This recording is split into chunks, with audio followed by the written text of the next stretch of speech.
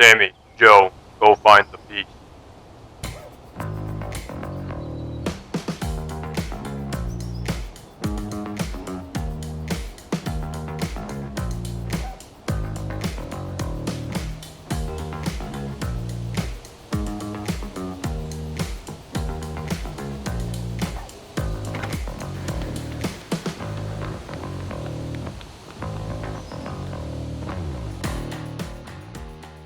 Why are you making fun of me again?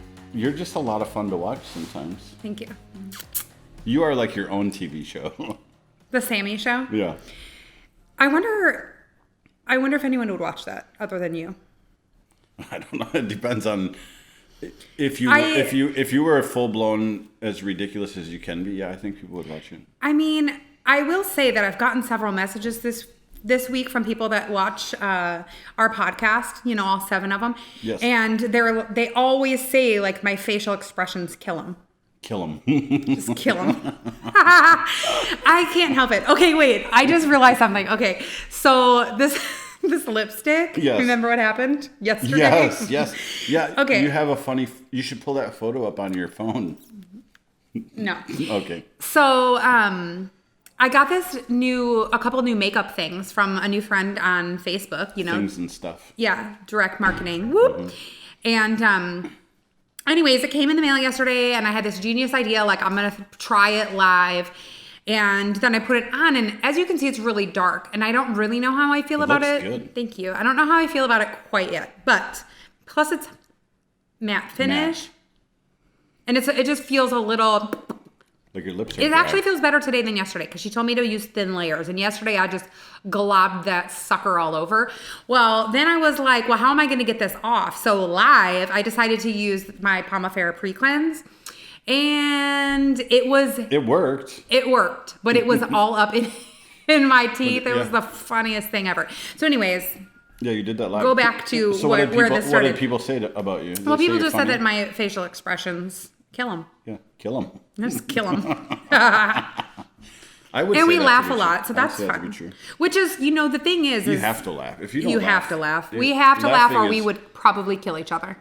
Laughing is absolutely the best medicine ever. Wouldn't you say? I'm getting lipstick all over my cup. It reminds me of my okay. grandma. Oh, thank you. Yeah. I don't know. Did you have a grandma that wore lipstick? Are you kidding me? Their lipstick is everywhere. Okay, Yeah. one grandma. I don't think I ever saw her in makeup. Grandma B. That's okay. The very, very Catholic grandma.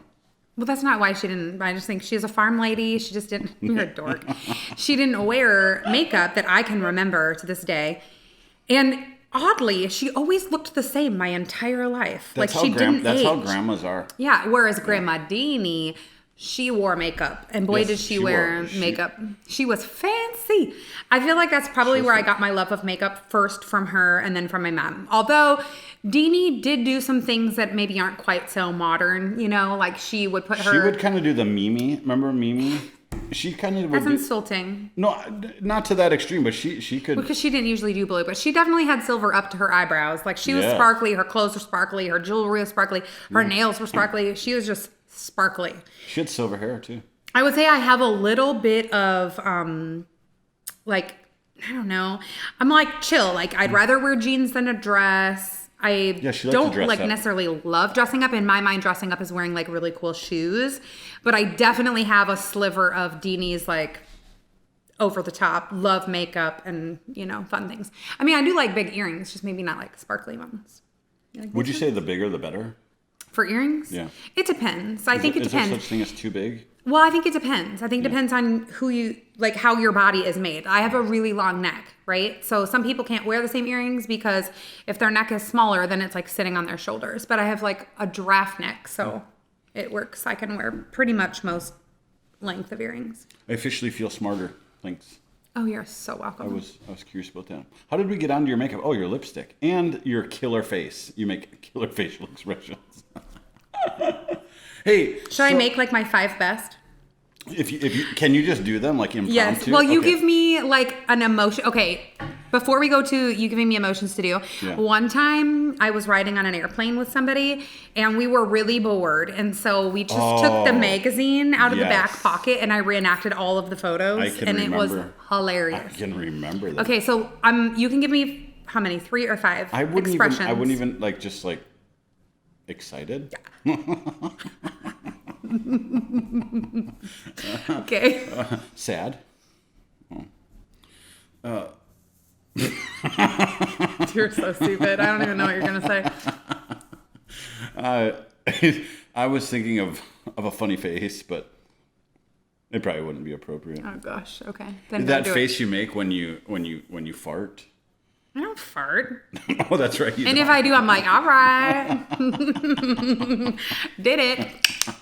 Like that. The worthy. Okay. You're funny. Hey, so, That's 3. You got 2 more. oh, 2 more faces. Monkey face. I like monkey face. That's not an expression face, but your monkey face is one of my favorites. Yeah, that's just. Killer. What's this one? That's the Junior Birdman. Yeah, Junior Okay, Birdman. but that's not really an expression. Okay, you get one more. No, confused. That's your confused face. That is a pretty extreme confused face. Yeah. You didn't do angry. I do that one Yeah. pretty What's good. your angry face? Oh yeah, that's the kill. That's the killer. That's the killer one face. Now you look really tiny in the camera. Okay, good. Here, I'll move up a little so you don't feel like a There you go. behemoth. I do. Well, it's that, and the shirt's square, so that really. It's the Be the Peace shirt. And you have like fuzzies on you. I think that's part of the shirt. Or maybe not, I don't know. But I wore this shirt today because our topic is follow the peace. Yeah, and I was gonna wear it too, except for I wore it last week underneath my North Face coat. And then you took your North Face coat off. And then it because was on, so I you was were like, I hot. can't wear the same thing twice in a week. Yeah. I mean, I can, but not when we're filming. I can wear the same thing every day if I want If you to. wanted to. So do you remember why you chose Be the Peace or not Be the Peace? That's my shirt. We Follow should be the peace. Yeah, follow the peace. Follow the Well, peace. when you asked last week, hey, Last what do you week was think? kind of heavy. Ish. I mean, depending on how you looked at it. Yeah. But yeah, I would say last week when you said, hey, what do you want to talk about next week? I thought, well, it's going to be election day, the day that we film. And I know that that comes with a lot of anxieties and stresses for a lot of people. And as a result, and probably by the time that this airs, that we're going to be seeing whatever happens with the election kind of start unfolding. And I just thought, maybe it's a good idea to talk about peace and following the peace. Probably a little bit more broader than just that topic, but Very nice. yeah. This one is kind of one of those ones where it could feel like a softball, right? Like when you first said this last week, I was like, oh, that's us. Like we've had to say that to ourselves through so many situations. Softball.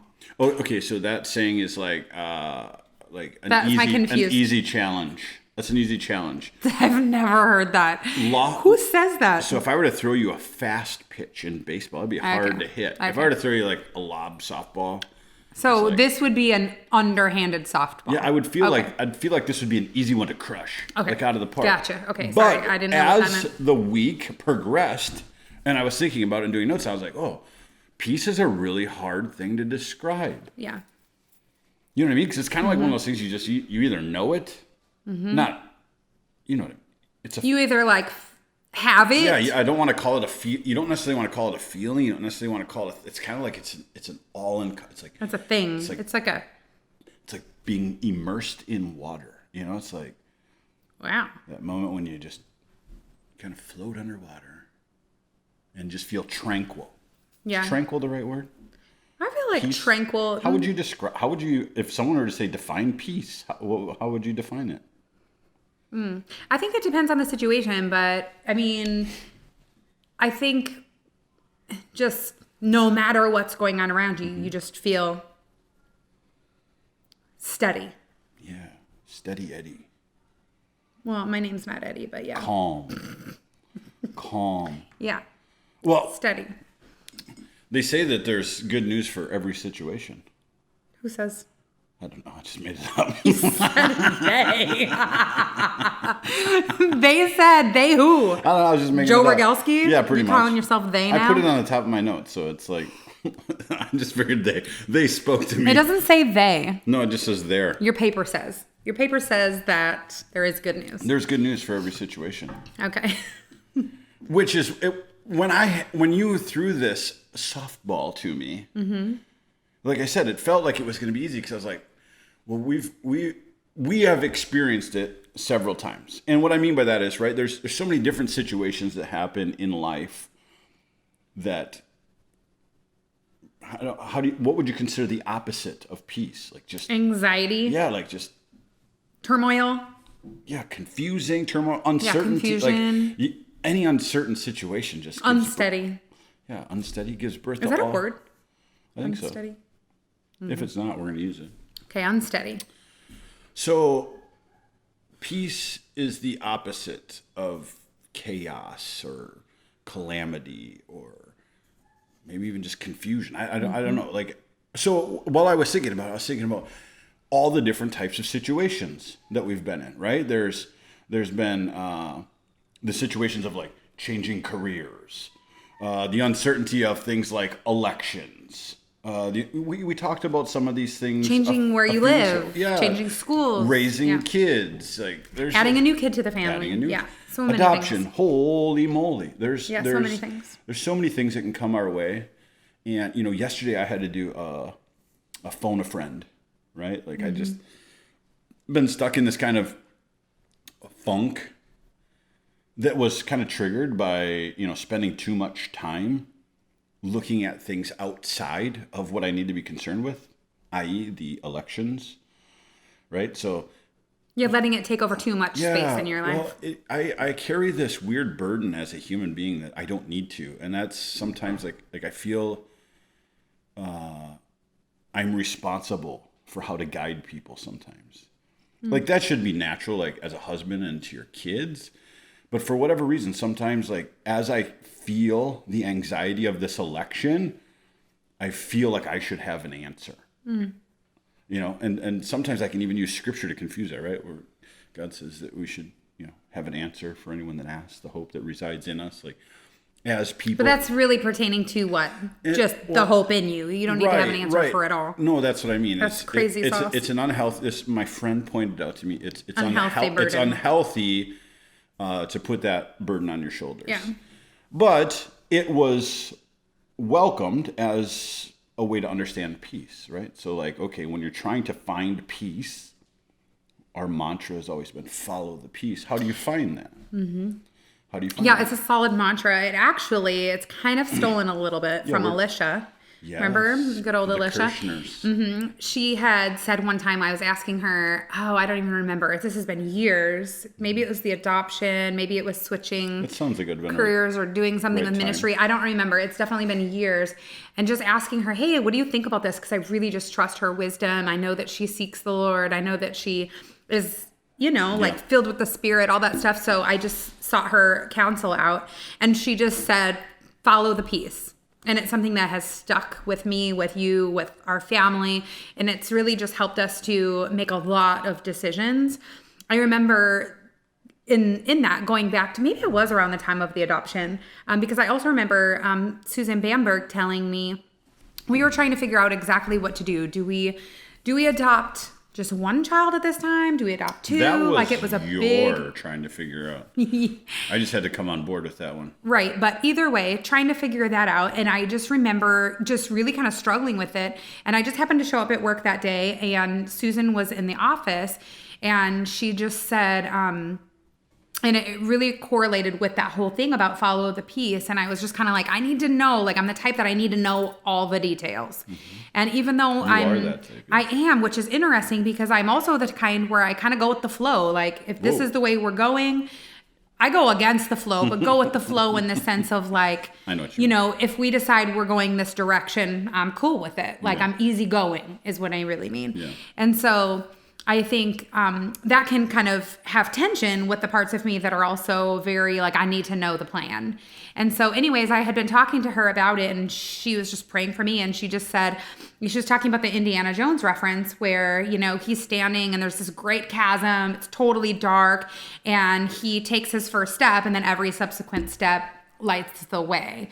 And beautiful analogy. Yeah. And that's another thing that has really stuck with me. And it's reminded me in the times where I'm like, okay, how do I follow the peace that sometimes you have to find it even when you don't know where you're going, even though when there's a fly. I know. I want to have a Joe Biden moment.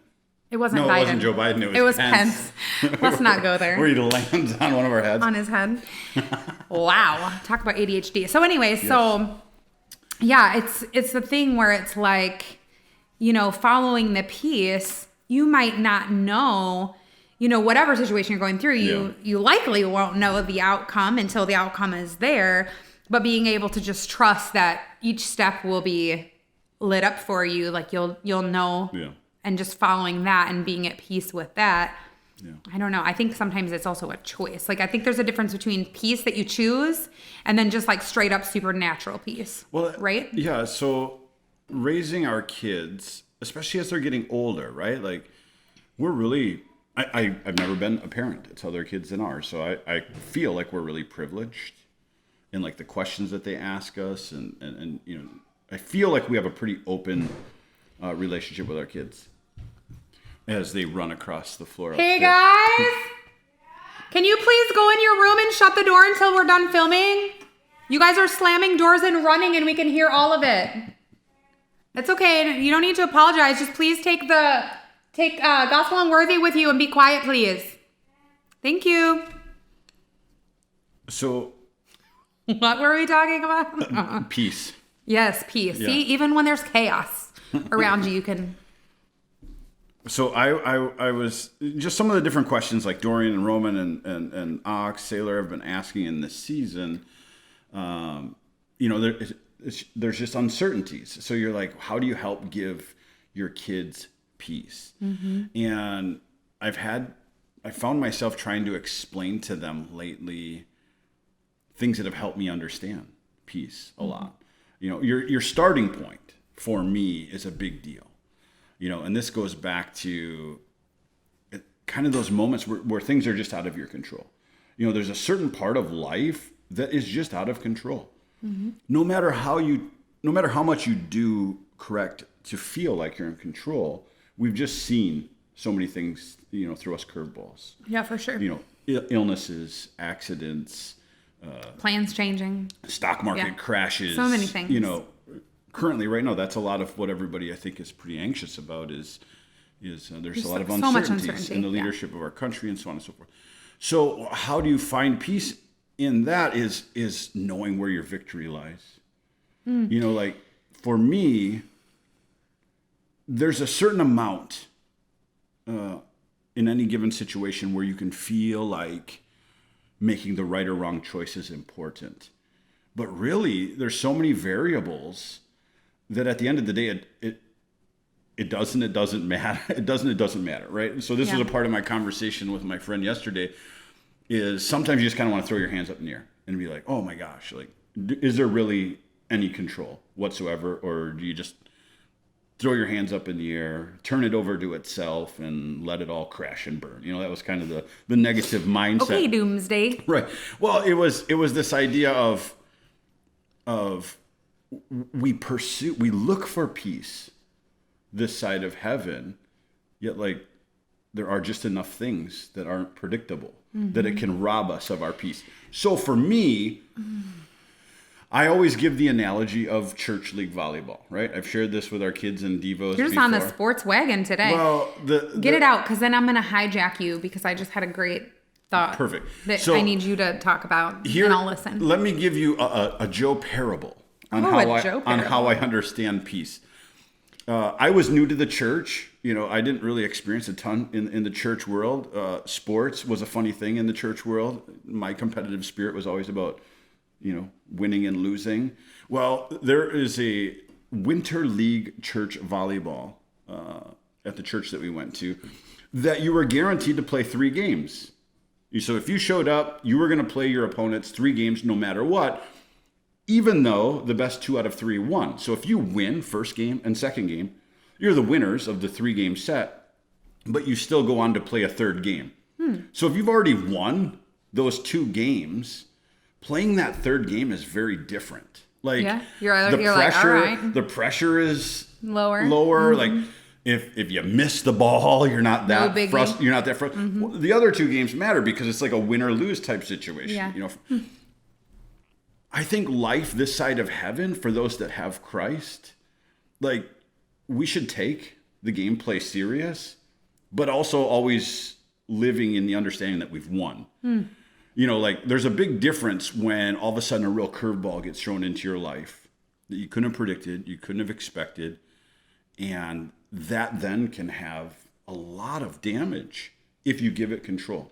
Like if you don't allow yourself to go to a place of peace and say, hey, the victory belongs to God.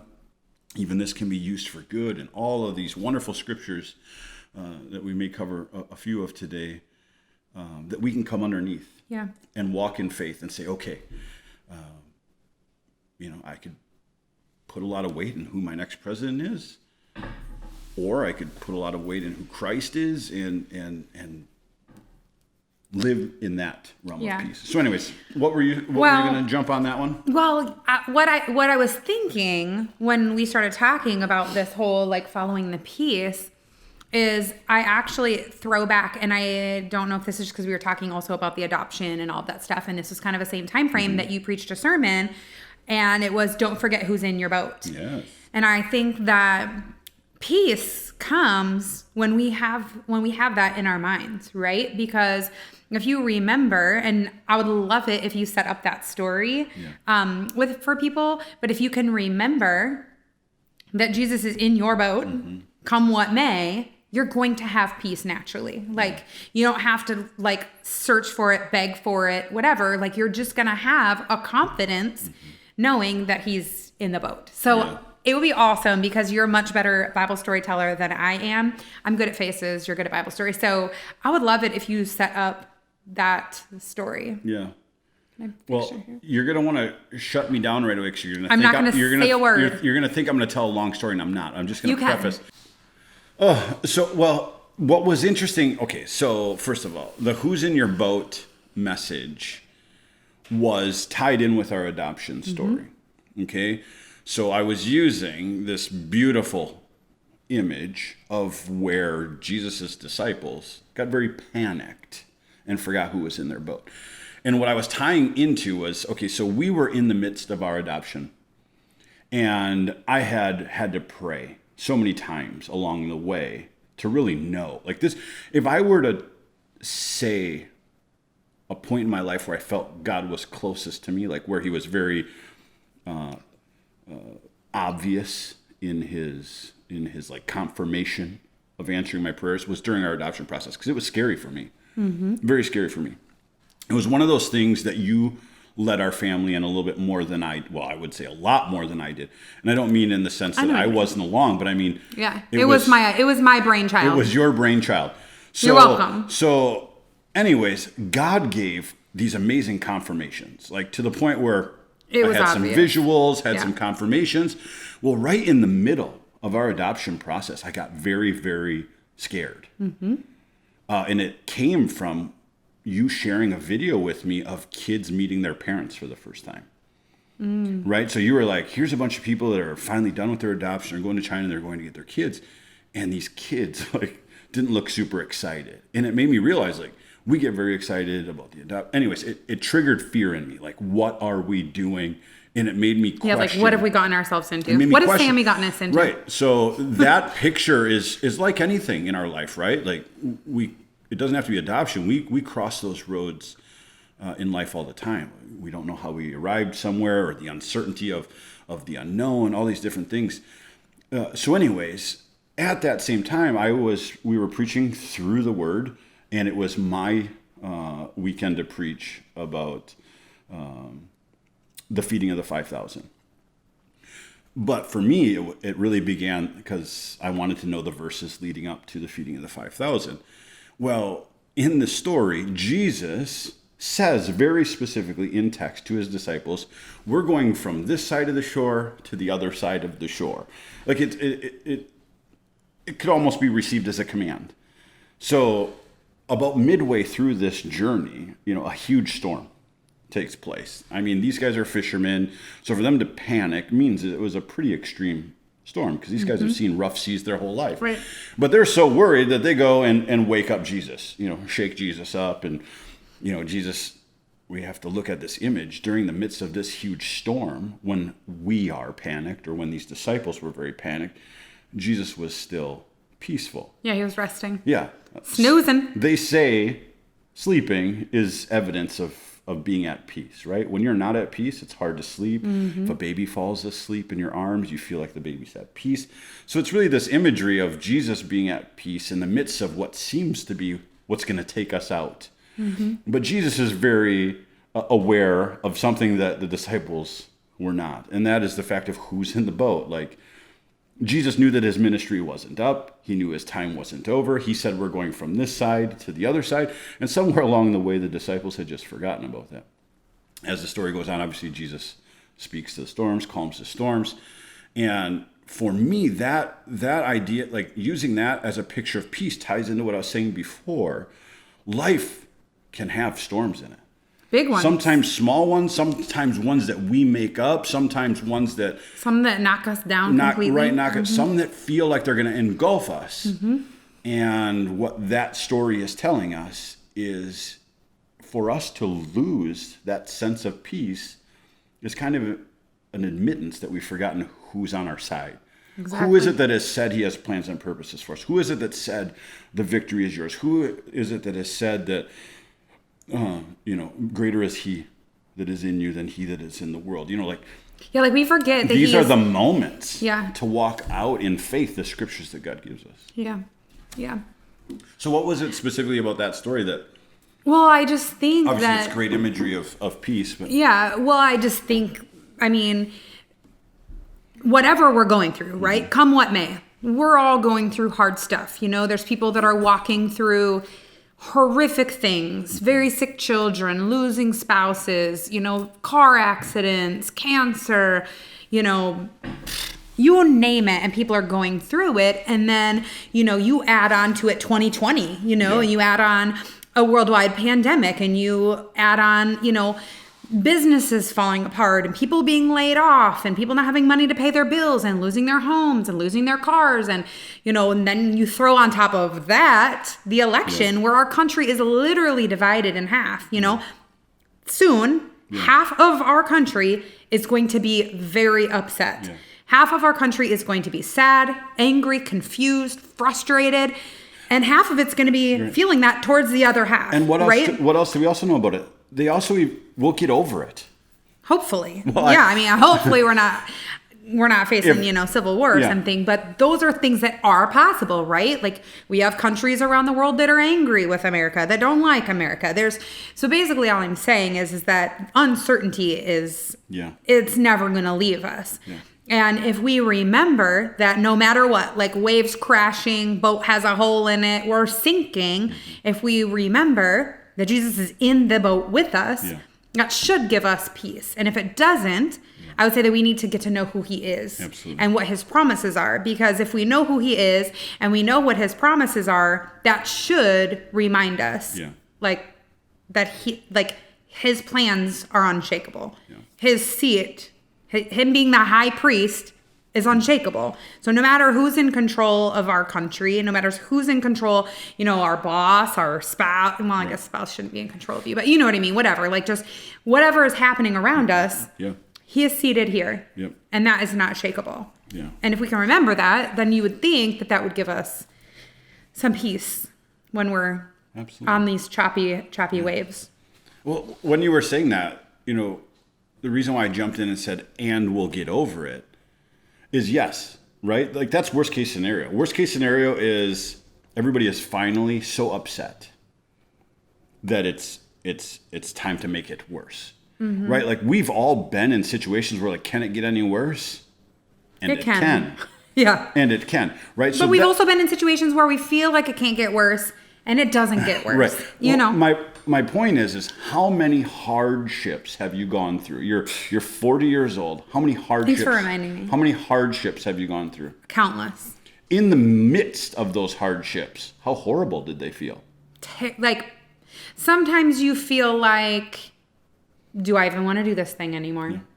Yeah. Do I even do I want to take another step forward? Mm-hmm. Like, would it be better if, you just drove off I-10? There are moments, if we're being honest with ourselves, where we feel like throwing in the towel a bit. What is the truth today, though? Those hardships have passed. Yeah, some of them. The decisions that we make in those hardships, this one hits home for me. Sometimes when we're in the midst of those, like we'd be better off swerving the car into oncoming traffic or off the edge of the bridge. Like it can feel like our hardships are that extreme, those aren't the best places to make choices. Of course. So if we're going to keep breath in our lungs, live for another day, be hopeful for tomorrow, what things we choose to do in those moments of lack of peace can have some real consequences, some real circumstances. Yeah, and I think it's what we choose to do and what we choose to focus on, right? Yep. Because if we are thinking constantly just about the fact that, whoever wants to nuke us and this cancer is going to take me out, or this, like whatever it is, if we're constantly thinking about there's going to be civil war, or Biden's going to be president, or Trump's going to be president, or, this pastor's leaving, whatever it is, like there's so many things that can overtake our minds. But if we choose to set our minds on things that are pure and lovely and life-giving, well, that's going to be where our focus remains. This morning on my walk. Wait, I was with you. Yes. Our walk. This morning on our walk. Okay. Well, then it couldn't have been on this morning's walk. It was yesterday when you went on a walking. walk by yourself? Yeah. Okay. I was like, wait a minute. Well, Did you have an epiphany without me? No, I knew that I was walking. And it might even been when I was driving. It wasn't long, but whenever you give me a topic, I think about it, and sometimes our experience comes to mind. And when I was thinking about peace, and it's associated to hope, I couldn't think. Like, we're talking about like hardship, right?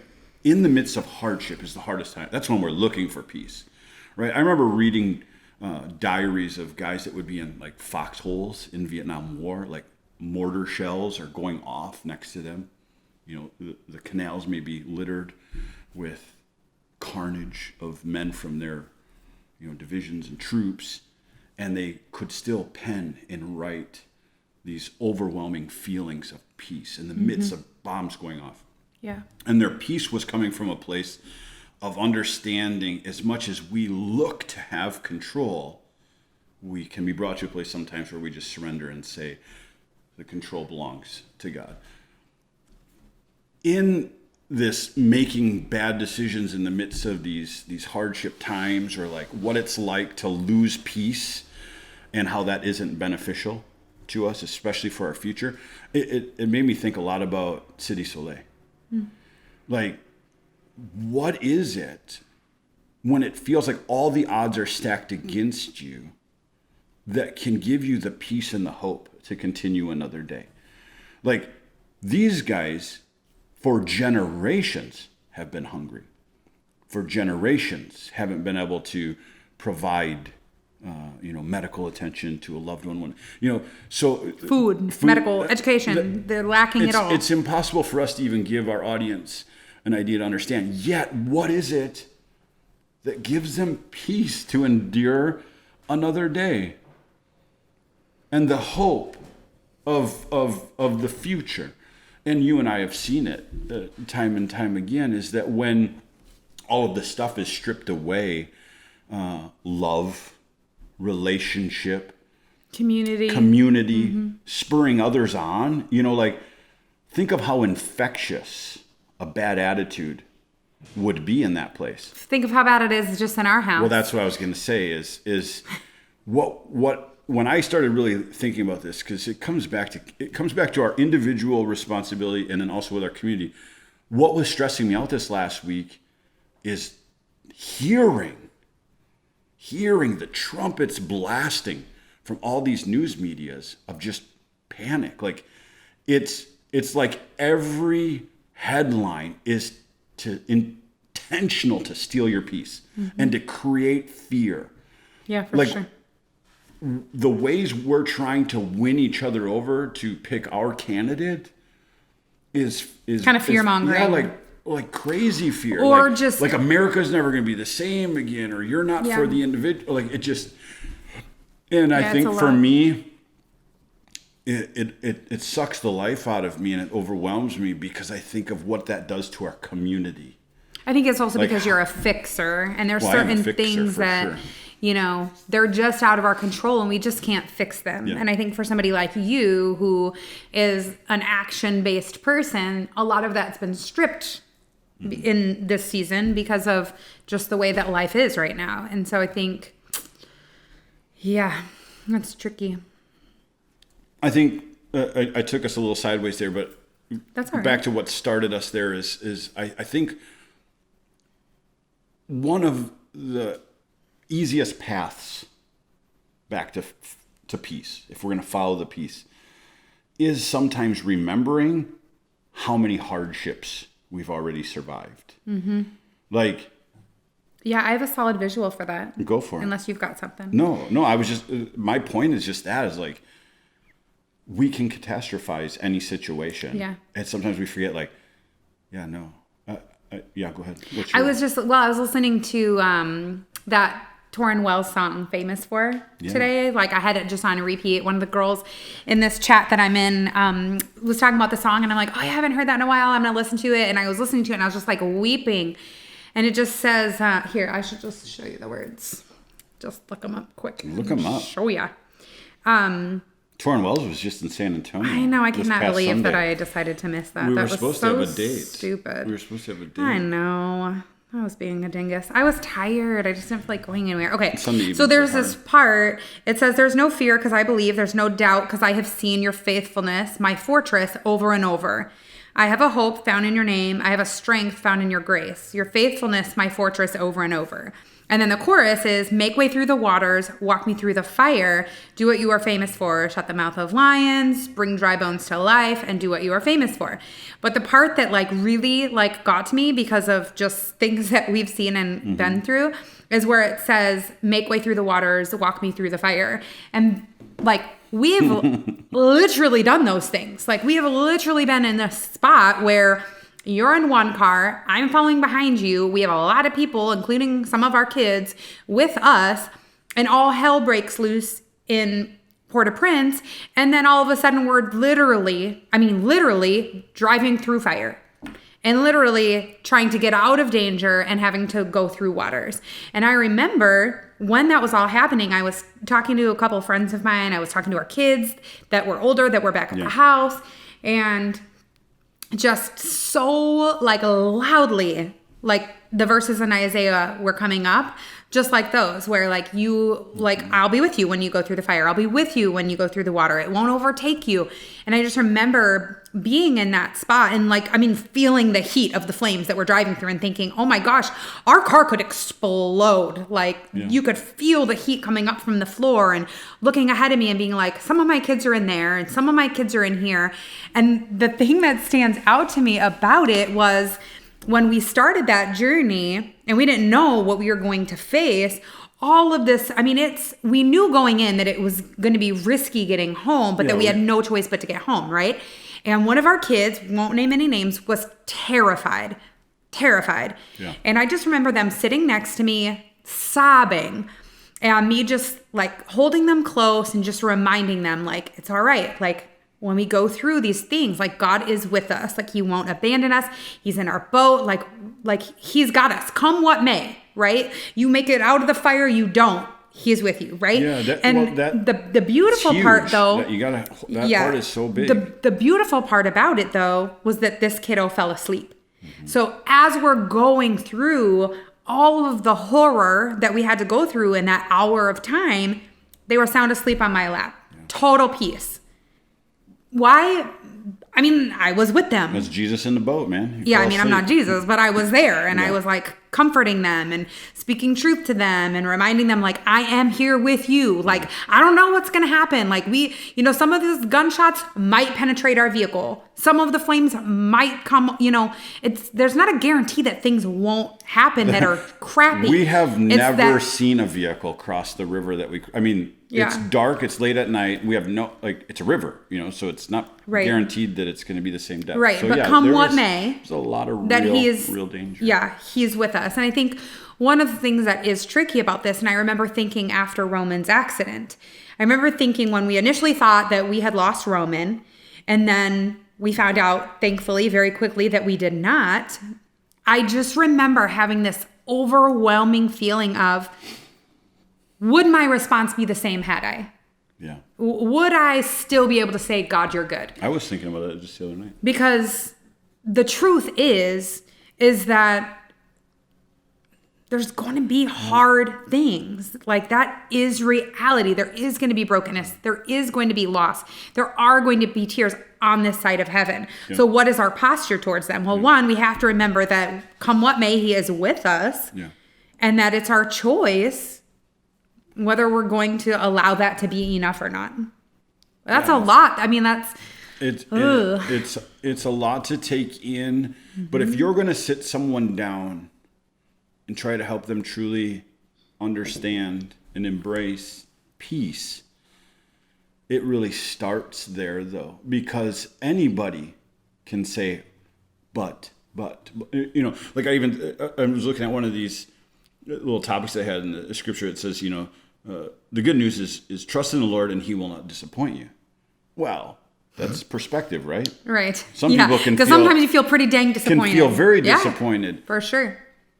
So what makes that verse true is your starting point. Like, people forget that this is just a stopping place, right? But because it can just feel long enough sometimes, it can feel like it's everything, you know? The greatest gift God gave me was doing shut-ins all those years at the beginning of my walk with him, because it allowed me to ask all these people with like one foot in the grave. You know, shut-ins are, you know, the old people of the church that are at can't get out, nursing homes, can't make it to the service. So we'd go there, give them, you know, me and your dad would give them communion and kind of a rundown of the church service and ask for prayer and whatever. And this was the time of my life where I'm goofy, overjoyed, and I just was a sponge, and I would ask every single one of them, you know, what wisdom do you have for a young guy, a young believer, you know, blah, blah, blah. And, you know, those words weighed heavy on me when those guys would say, man, it's fast. You know, you're looking at a 90-some-year-old, 100-year-old person, a couple who's been married 70 plus years, which feels like forever, and all of them just keep telling you some sort of version of how fast it is. When we start to fall too in love with this world and everything in this world, we take a little too serious sometimes, we can forget the very ingredient that brings peace. And that's realizing that with Christ, we are already victorious in what really matters. Like the big picture. That if you don't quit, you win. If you don't quit, you win, right? Things that we've been preaching are staying consistent with this message. And like I said, that becomes weighted because I was just getting my butt kicked this week in being out of peace. Maybe it was because we were studying peace. And because we definitely just talked about the Satan. Yeah, it could have been a lot of different things. Loser. But it's true. So when I was thinking about when you were talking, you know, you're talking about situations that I have like they're reactive, like that drive that you're talking about that took us through, you know, fire, and those are the moments that I have the most peace, which is very, very bizarre. But I think it's because I know I have very limited choices. Like, I literally can't change outcomes at that moment. That's more peaceful for me than when all of a sudden I feel like I'm overwhelmed with choices. Yeah, like, which one do I do? Do I do this? Do I not do this? And my choices are going to matter. Like, that's where I get really, really messed up, because I sometimes can just doubt myself enough that I'm going to make the right choice. And I have to remember that God is in my boat. Like, it's not about I made a wrong turn and then God's not with me. Right. Like, he's with me, and it may not have been the right turn, and I'm going to find that out. But the good news is God's going to be with me when I'm finding that out, and he's going to bring me back on the path I'm supposed to be on. Like, that's the real ingredient of peace, is remembering that when you're overwhelmed, like when it's all falling apart, who's in your boat? Whose promises are you coming under? Did God say we're going from here to there? Did he give a certain like plan for your life? For those that are saved. And this is why I beg people that are watching this. What was that? I always have burps. You got the hiccups or the burps? Burps. Dang, babe. I know, dang. Wow. You know, I always forget, you know, there's a lot of people that are watching us, like maybe 5 of the 7 that are watching us, that may not have a relationship with the Lord. I think, let's say point, 1 of the 7. But having lived 20 years with, 19, 20 years without the Lord, there was no peace. It was all on my shoulders. And by the time I was that age, I was fully convinced that I lacked the ability to make the right choice. And I was just always going to live in some sort of horrific earthly consequence. But with Christ, like I said, it's we live in America where it feels like we have unlimited choices. And sometimes all those choices can steal peace from us because we feel like at the end of the day, we could make the wrong one. What if I? That's so true. What if I go this way? What if I go that way? What if I take this job? What if I don't take this job? What if I vote for this guy? What if I don't vote for this guy? Well, we also let like outside opinions decide and then all of a sudden, then when you start to think you actually have control of things, then I think peace can be stolen from you pretty easily. Mm-hmm. Because now you got to trust on your goodness, your ability to make smart choices all the time. Mm-hmm. You can make smart choices 99.9% of the time and make one wrong choice. And that one wrong choice could derail everything. Mm-hmm. So anyways, peace. Where do you find peace? So for you, a practical sense, you're out of peace for whatever reason. It could be just the day. The day has stolen peace from you because you looked down before you looked up, right? I was saying that to the other day. Mm-hmm. Sometimes I wake up and I look down before I look up. So I try my hardest to slide out of my bed, get to my knees, and at least start there. It fails me sometimes by the time I make it to the shower. That's my own fault.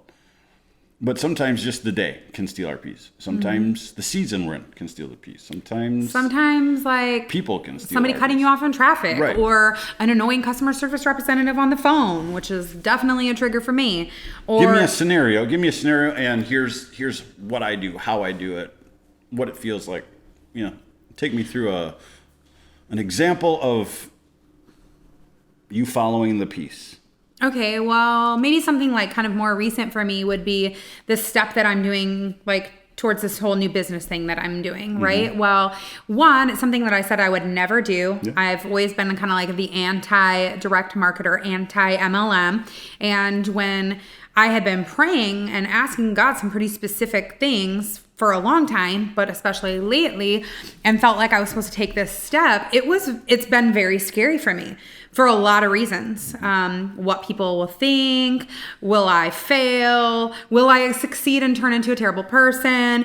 Am I going the right way? Oh my gosh, I don't want to take anybody with me the wrong way. Like just an overwhelming amount of stuff that floats around in Sami Rogalski's brain. And on a given day, it can go from like, oh my gosh, like God's so in this. Like he totally told me like, this is what I'm supposed to be doing. He confirmed it. And then later in the day, I'm like, oh no, like the world's falling apart and I'm an idiot. You just made a killer like, face. Why she just made a killer face. Like why face that kills him. Like, sorry. I'm like, oh no, like why? What am I doing? I'm such an idiot. They're all going to laugh at me. Like just my brain can be a playground for Satan. It's the battlefield. It is the battlefield. And thankfully I have you to remind me like, Sam, you're pondering in the night again, because usually my bad thoughts come from the time it gets dark until the time I go to bed. During the day, I'm busy. I'm doing it, crushing it. Everything settles down and I'm like, you're a loser, Sami. What are you doing? And so anyway, so for me, something that has been like a practical step for me is I actually went out and I got a journal that I am like intentionally being like, I'm going to put in here good journals things. Can be great. I'm going to intentionally put in here the confirmation. Done, And I look back because I've been a journaler for years. There are a million journals in and I'm addicted to journals. Like I love me a good journal. So there's stuff, there's some that are like not really full, some that are half full, some that have one page, and I can go back and I can, be reminded. Yep. So I think with this, I'm like, okay, practically speaking, I'm going to write down the things where I feel God has confirmed for me that this is the direction I'm supposed to go. And then 2, I've been really intentional. I've kind of made I don't know if I'd call it excuses because I don't want to say this in a negative light, because for some people, realistically, the only time that they can get in the word is at night at the end of the day. Sure. But for me, I mean, I grew up in the church. I've been, I would say, like actively having a relationship with Jesus for like 20 years. But I always just did that when it fit in. Yeah. And I've been making it an intentional point the last few weeks to make sure that, yes, I get up and make some coffee, have a drink, hug the kids, maybe throw in a load of laundry or whatever. But before I do anything work related, school related, anything related, I'm getting in the Word. Yeah. I used to have seasons where I'd say word before eat, because eating is really important to me. But I was like, no, I'm if I want to eat, if I'm motivated to eat, I'm going to read some scripture first. Yep, I like that. And so, so that's really steadied me, and it's helped me to focus in the morning. Okay, this is my focus. It gives me something to think on all day.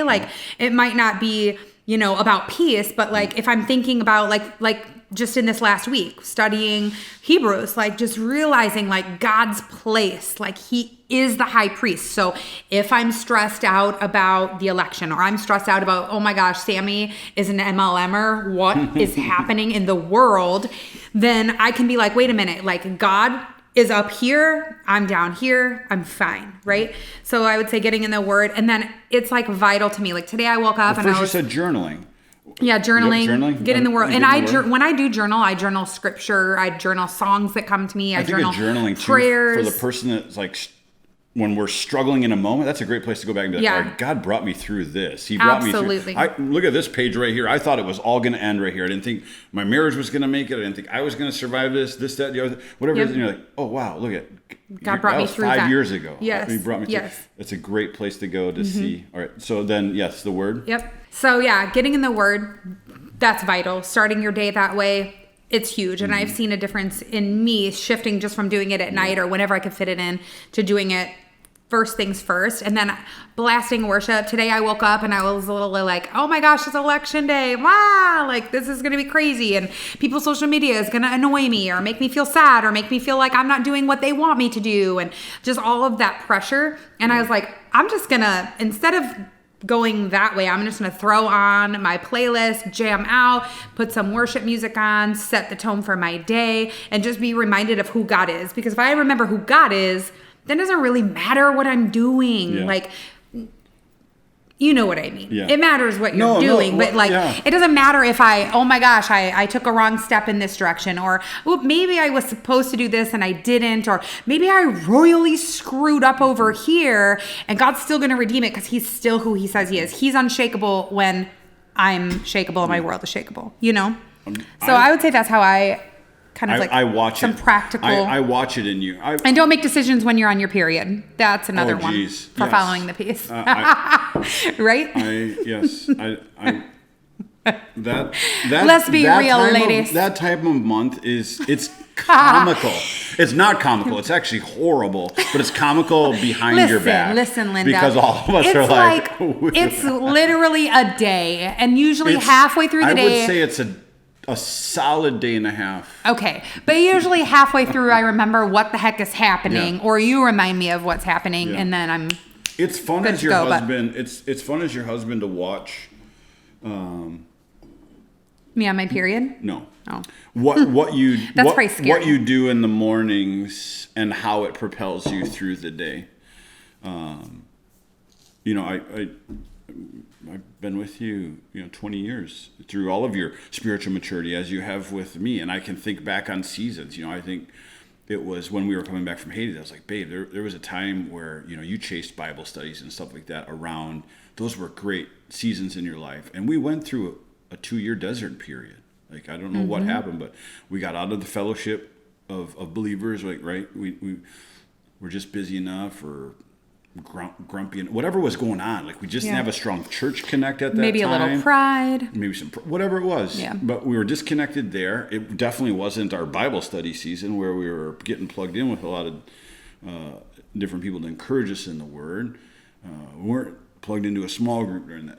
A lot of different things had changed, and yet we weren't smart enough to figure out why we weren't having peace. You know what I mean? Right. So now we're into this season, and it's life, it's roller coasters, but with that foundation there, you can feel and experience the difference. So much so that this quarantine season is very unusual. right? Like most people haven't experienced this much time with themselves, this much time with their families, their thoughts, whatever it is. But well, we most have, people but haven't. even us, it's got a breaking point. It's been forever. It feels like forever. Well, and especially for us because we came from quarantine in Haiti, so we've literally been doing this since August of last year. But I realized the other day, I put a lot of good stuff into my mornings, right? That's when I wake up, I do my devos, I go to the gym, sometimes I get a walk in, whatever, and that's kind of but I'm flat again by 4:00. And it was just this last week where I was forced. God was like, you're in a bad enough mood and spirit wise, you should probably just go for a walk. And I went for like a 2:30, 3:00 walk, and it revitalized, like it brought me back, and I could finish that second half of the day off. Where sometimes like it's just knowing yourself well enough. Yeah. Like for me, I would say, there's the basics. And sometimes like when it feels like the basics, because anything can get like commonplace, right? Like you can do the same Bible study every morning and know that that's good. But sometimes you need to add some vitamins, so to speak, or boost up. Where for me, I never realized how powerful walks were. Yeah, they're so good for you. Walks are really. That's really been a new good. thing for and you it has this a lot year. of psychiatrists. It's got a lot of psychological proof. Is that the right word? Yeah, proof of what walking. The benefits. Well, it goes back into like the way our bodies heal themselves. Yeah. So, anyways, learning those things are huge, and those are all little different tools, right? And I think one thing that will always be a broken record on is that it all somehow, some way goes back to God and our relationship with Him, our spiritual disciplines with Him, our time with Him, our time with people that are connected with Him. We were just challenged. I was challenged yesterday with a question. Even like when you feel like things are going good, what do you do for fun, and how often are you doing it? When's the next vacation with your loved ones? Like, there are things that we need. Not everyone can afford a vacation, but you can do vacations that are staycation. Vacations are fancy words, but just some sort of respite. Right? But those things can help bring peace. Yeah. Right. Like there's a mixture of things. Laughter. Right. You go through a long season of laughing. That's why people like us so much, babe. We laugh a lot. Wait, do people like us a lot? When I say that, that sounds a little braggadocious. We have no proof that people like us. I do. Somebody told me they love my facial expressions. Like one thumbs up. One thumbs up. Hey, for a day, we had 1,000 subscribers. Was it 1,000 subscribers or was it 200? No, it was 200. We had 1,000 views and 200 subscribers for a day, and then we found out it was a robot. Which, hey, like I'm good with the faithful 7. Thank you, guys. I'm good with the faithful 7 too. And it might even be like 13 now. So, but I would say whatever. this. I got peace, even if it's none. I would say this. People oftentimes are wanting to be more. This is something that we do for. I mean, this is like therapy for the two of us. So some of you guys are just hang out. You guys are make the kids hide in their room. It's our vacation. But it's also what God's called us to. This is tied in with the mission and the calling that God has on us. So people are always like, "What can we do? What can we do? Well." Liking, you're gonna be mad at me when I start asking for checks to feed kids and take care of orphans and all that type of stuff. Or you can just press like or share a video or comment or spread this thing. Or even tell us like, hey, this is a topic I'd love to hear about. Will you guys chew on this? I've watched so many social media things have the most bizarre things go wild and viral. Well, that has to do with people. People do that. Yeah, what we need to do if we really want this message to spread is have Worthy sit with us because she seems to be the 1 million view girl in the house. Yeah. She is a Rogalski that has 2 videos now. Yeah, with over a million views. So funny. Man, if we could just get her to say Upstream, she could probably try it. We should get her. We should make her lips move, and we'll do a voiceover that says, go to upstreamint.org. She would say, I love it. Anyways, all right. And she'd do this. So yeah. Did we cover peace? We covered and how peace. to follow it? I think we covered peace. I wrote down some bullet notes. Bullet notes? I put some bullet Joe's got some bullet notes, guys. Listen up. Bullet note number 1. The title for today was Follow the Peace. Okay. Right? Where's bullet note number 1? But I said there is good news for every situation. So I thought of some situations. Wait, right? babe, we're supposed to be done filming. You can't go through your whole notes now. Did we miss them I'm all? just going to say them fast. Come on, baby. Okay. Bullet notes all in one. Ready? Go. The good news, we can trust in the Lord. He will not disappoint. Isaiah 26:3 says, those with sound thoughts you will keep in peace because they trust in you. Good news. In this life there will be hardships, but they only last so long. Be at peace knowing that it'll all be over soon. Isn't that peaceful? Wow. Just throw it out there, baby. John 16:33 says, I've said these things to you so that you will have peace in me. In the world you will have distress, but be encouraged. I have conquered the world. But take heart. Yes. Isn't it take heart? It depends on what version, take but yes, heart. take heart. I like that one better. The good news, be at peace and rest will follow. Think rest or that. the rest? The rest. Be at peace and the rest will follow. But the fruit of the Spirit is love, joy, peace, patience, kindness, goodness, and faithfulness. I sometimes forget that peace is a fruit of the Spirit. Like if you don't feel and sense peace, you need to call upon the Holy Spirit. The Holy Spirit provides peace through that situation. Yes. The last good news, the Lord will always protect you. He saves me unharmed from my struggle, though there are many who are out to get me. The Lord will always protect you. Whew, that's a tricky one. Well, you shouldn't have tried to end with that one because we could go on and on for days about. But we covered that. True, I suppose. We covered that. Come what may. Come what may. Protect you. I'd love for you to study that with all your books. They mean protect in that verse. We look through the lens of this earth. We are protected ultimately. Oh yes. Okay, so explain that real quick. Well, because I'm saying people could be like, what? He doesn't protect me because I had this happen and this happened and this happened and this happened. And we had that exact situation happen just the eve before Christmas last. Yeah. Our son was hit highway speeds on a horse. Horse didn't make it. Our son was thrown into a ditch. We thought that he was gone. You said in that moment, you have to ask yourself, had the situation been worst case scenario, how would you have dealt with that? Where would you have found peace? In that moment, it would have felt like he didn't protect you. But the truth is, it would have been Roman's time to be where he belonged in the first place, right?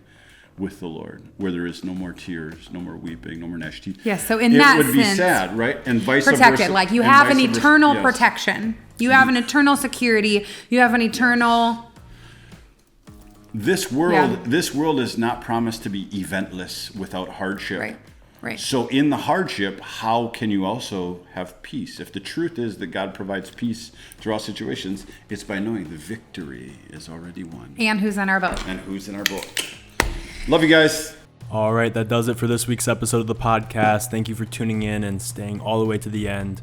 We really appreciate your support and your love, and just all the comments we've been getting about the podcast so far is just super cool. So continue to watch and continue to share it with other people. This was definitely a great episode. The subject of peace is definitely prevalent in everyone's life right now, so we pray that you would just have peace in the Lord above all things, and let's just glorify Him.